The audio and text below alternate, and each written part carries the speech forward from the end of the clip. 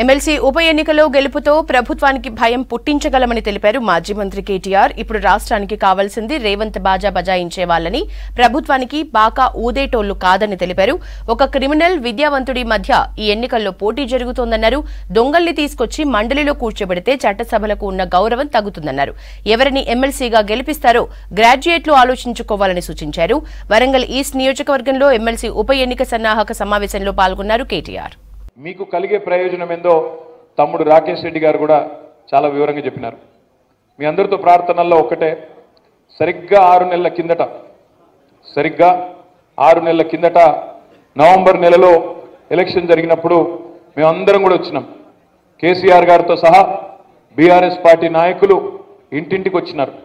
చెప్పి మీ అందరికి చెప్పినారు, వచ్చి దయచేసి మోసపోకండి, మోసపోతే గోసపడతాం, తెలంగాణ మళ్ళీ 10 ఏళ్ళు వెనుకపోతుంది, దయచేసి మోసపోకండి అని చెప్పి ఇంటింటికి వచ్చి దండం పెట్టినారు.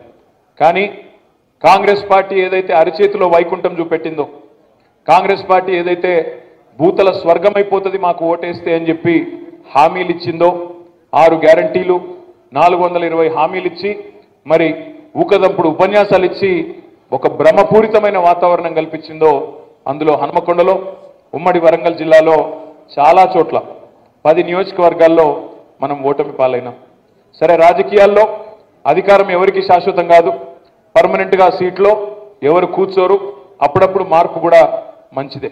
కానీ ఇప్పుడు ఏ రకమైన మార్పు వచ్చింది తెలంగాణలో అనేది విద్యావంతులైన మీరు, విఘ్నులైన మీరు, విచక్షణతో ఆలోచించే మీరు దయచేసి ఆలోచించాలని చెప్పి నేను కోరుతాను.